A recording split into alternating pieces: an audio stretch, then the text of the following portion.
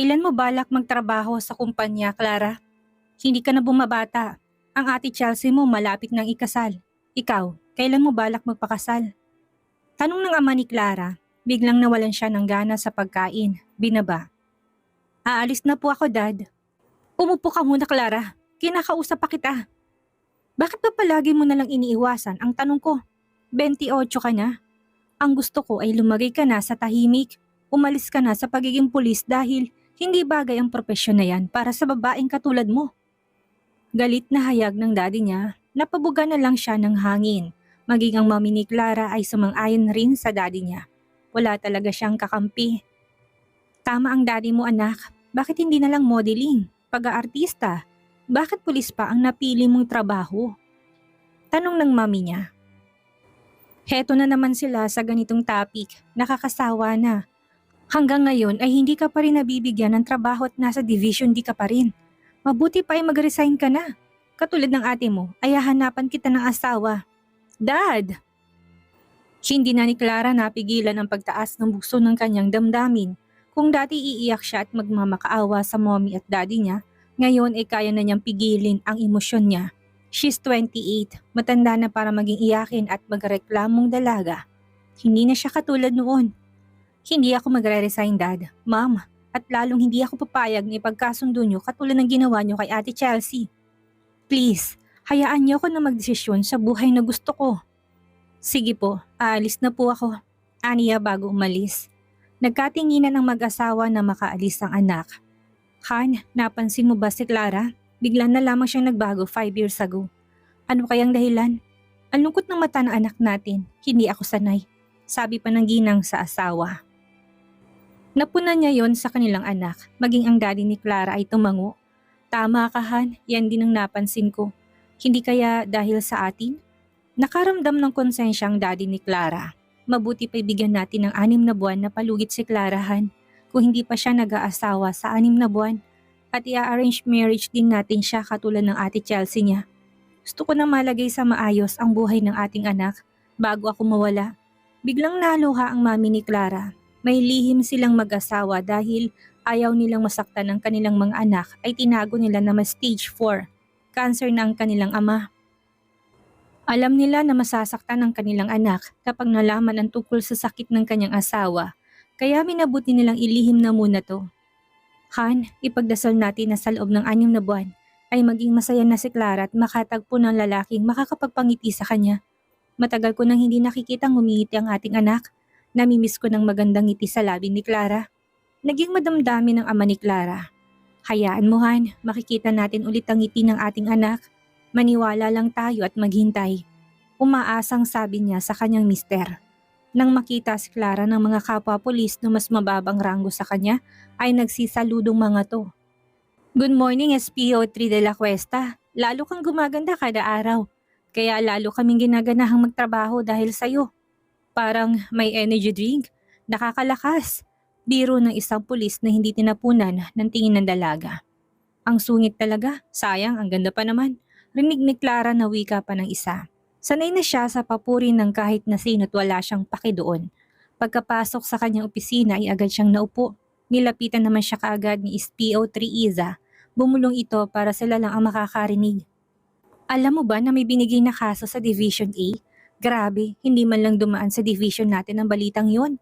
Wala ba silang tiwala na kaya nating lumutas ng kaso? Ang sama-sama nila ha? Nakaingos pa to. Aray ko naman sir, sumusobra na kayo ha? Palagi mo na lang akong binabatukan, kaya lalong nababawasan ang kaalaman ko eh. Kanda habang usong reklamo ni Iza kay SPO4 Luis, ang leader ng kanilang division. Kahit hindi kita batukan, matagal nang bawas ng laman ng ulo mo. Lalo na panguso si Isa sa narinig. And again, chismis agad ang inaatupag nyo. Nasa na si Lawrence? Aba, mukhang tatanghaliin na naman ang isang yon. Hindi ka pa ba nasanay dun? Sigurado na may nakitang babae yun, kaya na late na naman. Sagot ni Iza. Kahit kailan, feeling poging mukha naman manok, napabuga na lang ng hangin sa SPO4 Luis. Hanggang ngayon, hindi ko maintindihan kung bakit ako pang ina-assign na maging leader nyo. Ang sakit nyo sa ulo. Pagdating ni Lawrence, aalis tayo. Magro-ronda tayo sa Quiapo. Ronda lang, sir? Naman, kailan ba nila tayo bibigyan ng matinong assignment? Wala na tayong ginawa kung hindi ang magronda sa paligid. Aray sir! Napangiwi siya sa sakit na makatikim ng batok. Ang lakas talaga mang batok ni sir. Nakakataktak ng utak. Nagtatanong ka pa, kaya ganito lang ang assignment na natatanggap natin ay dahil sa'yo. Huwag ka nang umasa na magkakaroon tayo ng magandang gagawin dahil wala ng tiwalang mga matataas sa atin. Sige na, aalis na ako. Mauna na ako sa patrol car. Iniinit yung ulo ko kay aga-aga. Nadismaya na ito nang maalala nangyari 5 taon nang nakakaraan. Pati si Isa ay hindi na lang nagsalita dahil halatang ayaw nitong masaktan siya. Division D. Ang grupo nilang pinakamababa. Kumbaga, ang napupunta sa kanila ay maliliit lang na trabaho. Lahat ng nasa grupo nila ay binansagang loser. At isa siya doon. Malungkot na tinanaw ni Clara ang nakaraan. Kung sana lang inagawa niya ng maayos ang trabaho niya, 5 taon nang nakakaraan ay hindi mangyayari sa kanya ito. Hays, tama ng kakaisip sa nangyari 4 years ago, Clara. Kasalanan mo naman ang lahat. Walang ibang dapat sisihin kung hindi ang sarili mo. Kastigo ng isip niya. Tama, ako ang may kasalanan. Aniya sabay patak na luha sa mata. 5 years ago ay muli silang nakita ni Jason. Tandang-tanda pa ni Clara kung gaano kalamig ang tinang binata sa kanya. Tumatagos yun sa kanyang puso.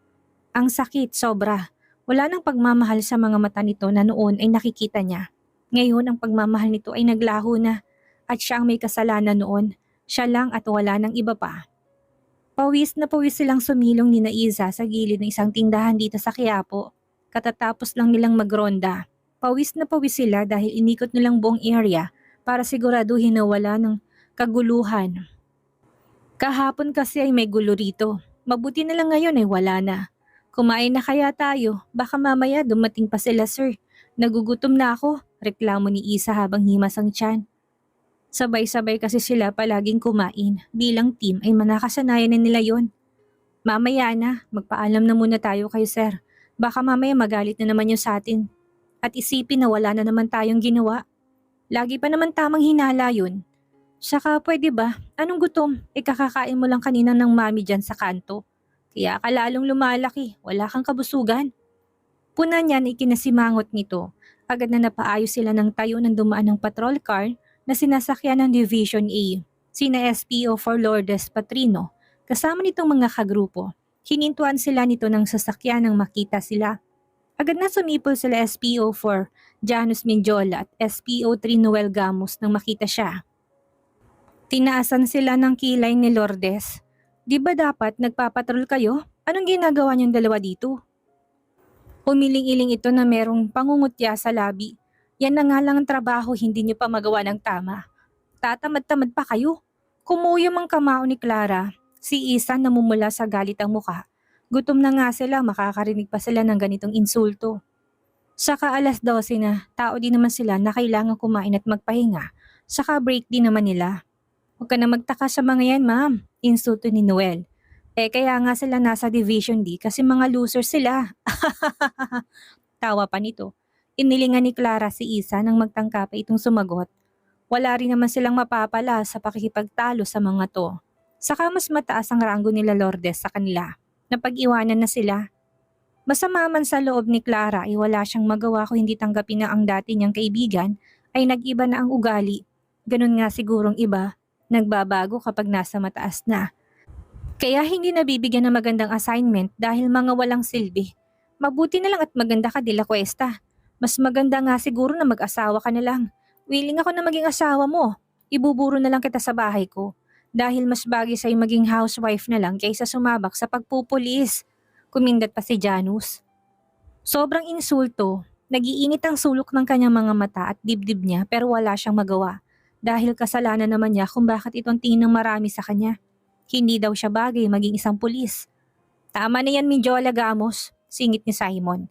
Ito ang masasabi niya na matino sa grupo, guwapo at matangkad. Hinahangaan ng lahat ng kababaihan na pulis siya. De La Cuesta, ako nang humihingi ng pasensya sa mga inaasal ng kasama ko. Hayaan mo sa susunod, ay ako na mismo magre-report sa kanila kapag binastos ka pa nila. Tumalim ang mata nila ni Janus at Noel kay Simon. Para sa dalawa ay pumapapel na naman ang binata. Umikot ang mata ni Lourdes sa kanya. Halatang nainis sa pagtatanggol ni Simon sa kanya. Hindi naman magawang basahin ng dalaga si Simon dahil anak ito ng general. Makaalis na nga, nasira lang ang araw ko sa dalawang loser na to. Ani Lourdes bago pinaandar ang patrol car palayo. Nakakaimbihar na talagang babaeng yun. Napakayabang porket tumaas lang ang ranggo. Samantalang dati napakabait niya yun. Yung pala kalplastic na lang pinapakita niya. Inis na inis si Isa habang nakatanaw sa papalayong sasakyan. Siniko siya ni Isa saka nagtanong. At saka hindi ba? Kaibigan mo yun? Marami nagsabi na sabay kayong pumasok noon sa serbisyo. Matalik mo raw na kaibigan ng babaeng yun. Bakit ganun kontratuhin ka niya? Akala mo kung sinong hindi ka kilala. Hayaan mo na, hindi naman kasi lahat ng tao mananatiling mabuti sa'yo. O mahal ka. Aniya na may malungkot na ngiti sa labi. Naalala na naman ni Clara si Jason. Nang dumating sina Sir Luis at Fabian ay kaagad silang kumain. Dahil madaldal si Isa ay sinabi nitong nangyari kanina. Ayun tuloy, inis na inis si Sir. Kaya kayo, galingan niyo sa trabaho para hindi nalalait ang team natin. Saan namin gagalingan, Sir? Sa pagronda? Isang batok ang natamo nito sa kanilang leader.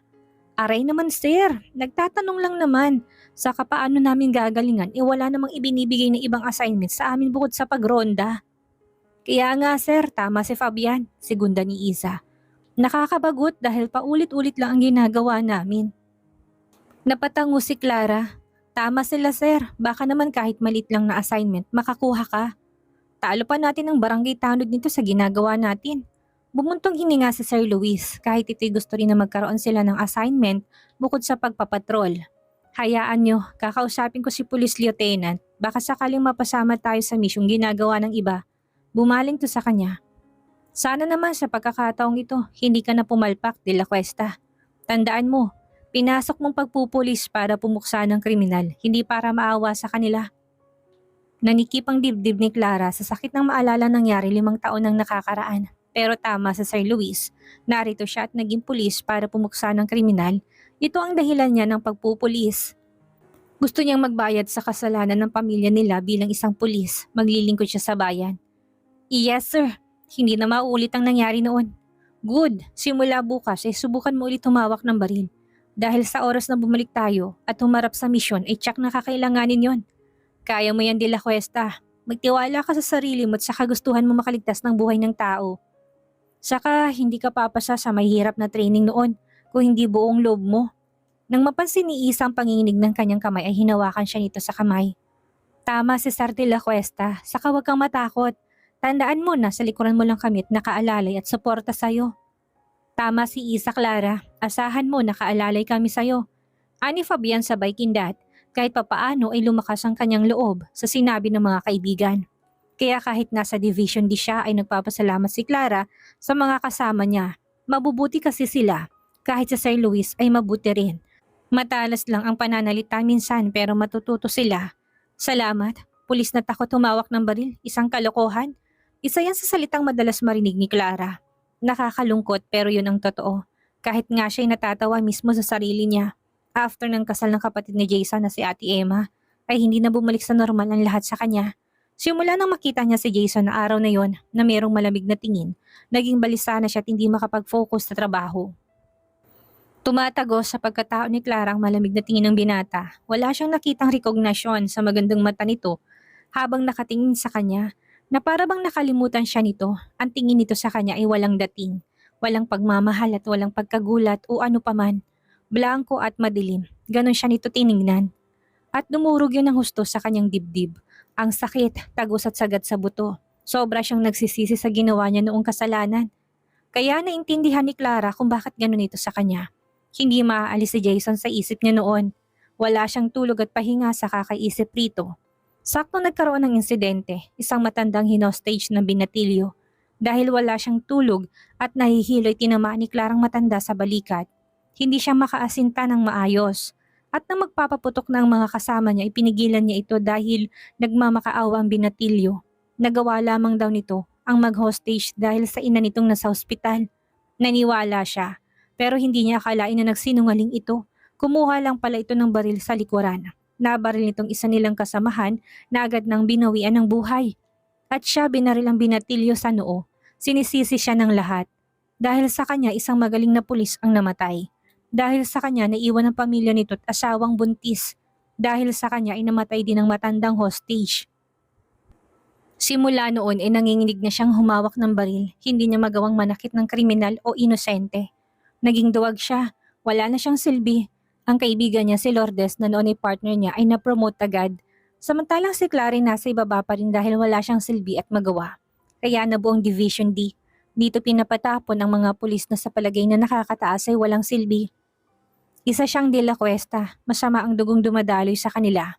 Gusto lang naman niyang makabawi sa mga tao at maging mabuting tao, pero hindi niya na yun magawa. Clara! Malakas na tawag ng ate Chelsea niya. Nabugan niya ang beer na iniinom.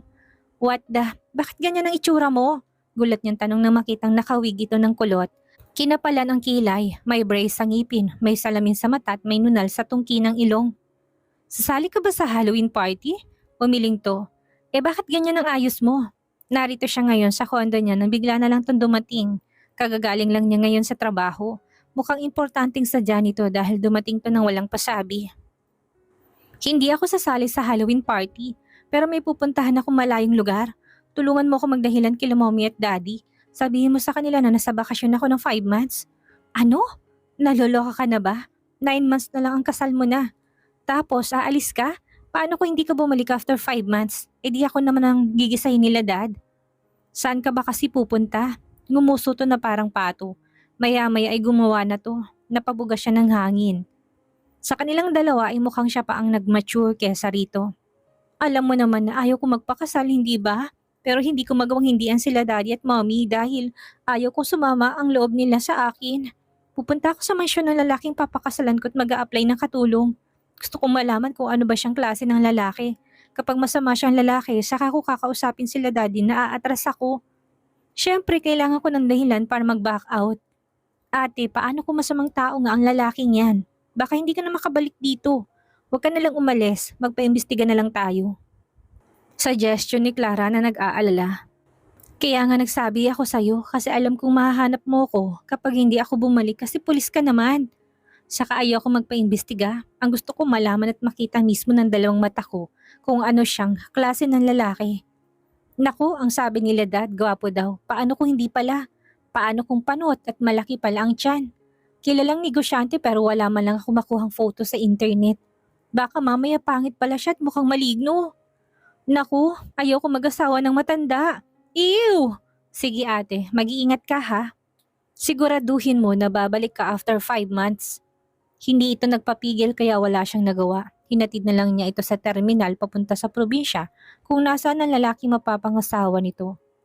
Mag-iingat ka doon. Tawagan mo ko kapag nagkaproblema ka. Thank you sis! Hiyaw nito ng malakas mula sa loob ng bus. Kumaway siya hanggang sa umandar ang bus at tuluyang mawala sa kanyang tanaw. Naku, ang gwapo talaga ng lalaki. Artista ba siya? Gusto ko magpa-picture kaso mukhang suplado. Rinig niyang usapan ng mga babaeng dumaan sa gilid niya. Napahinto si Clara sa paghakbang nang makitang lalaking nasa kabilang dulo ng kalsada. Dugdug, dugdug, ang lakas ng tibok ng kanyang puso, nakakabingi. Jason? Nagsimulang mangilid ang luha ni Clara sa mata. Tumakbo siya para habulin to. Nakadinig siya ng mga bosina pero natuliro na siya at wala nang pakialam sa paligid. Ang tanging gusto niyang gawin ay habulin ang binata. Humingi ng tawad sa kanyang ginawa pero huli na yata. Dahil nang huminto ito at tinignan siya, ay wala siyang makitang hint ng tuwa. Pagkasabik at kahit kaunting pagmamahal sa mga mata nito. Hindi na siya mahal ni Jason. Yun ang sigurado siya. Jason, nanginginig ang katawan ni Clara. Gusto niya itong yakapin ng mahigpit. Napahinto siya sa paglapit ng marinig ang sinabi nito. Parang piniga ang puso niya sa sobrang sakit. Stop following me, Miss De La Cuesta. Kasi kasuhin mong gulong ginawa mo.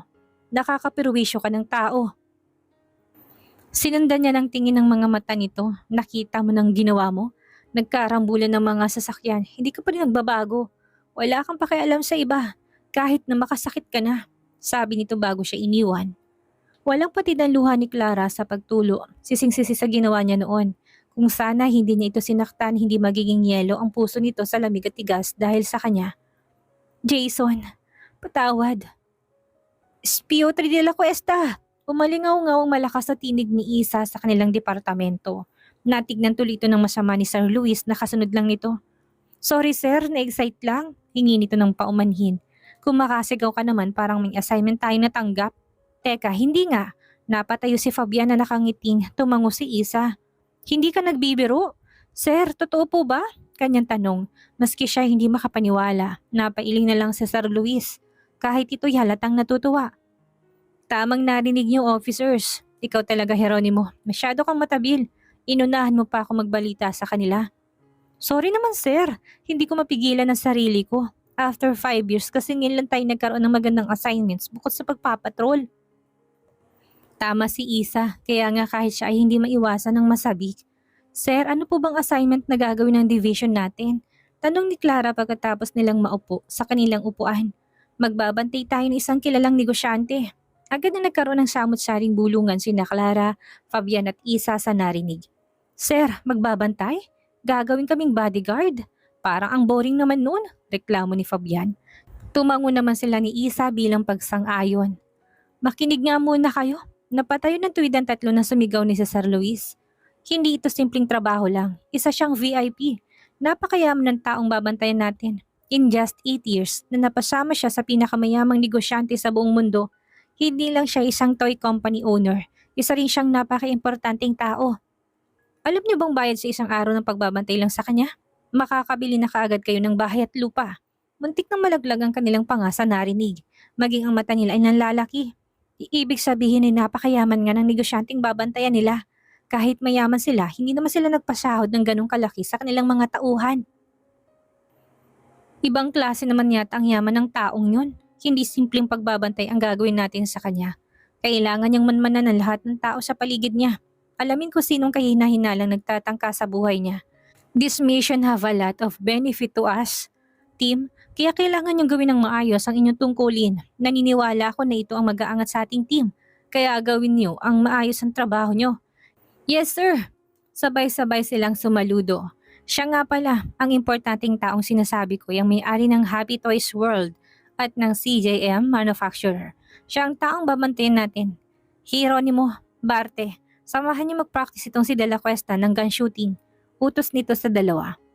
Tulala at nakanganga pa silang tatlo nang umalis si Sir Luis. Pareho pa silang nakanganga. Tama bang narinig nila? Ang may-ari ng Happy Toys World ang babantayan nila?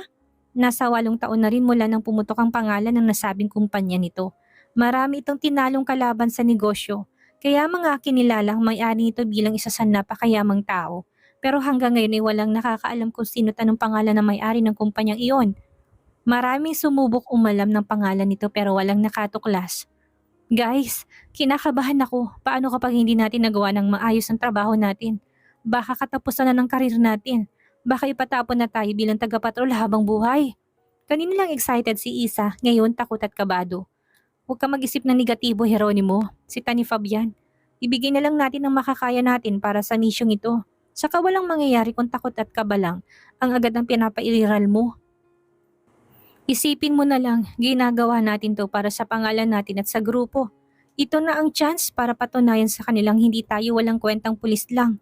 Dagdag ng binata. Tama si Lawrence, aniya kay Isa.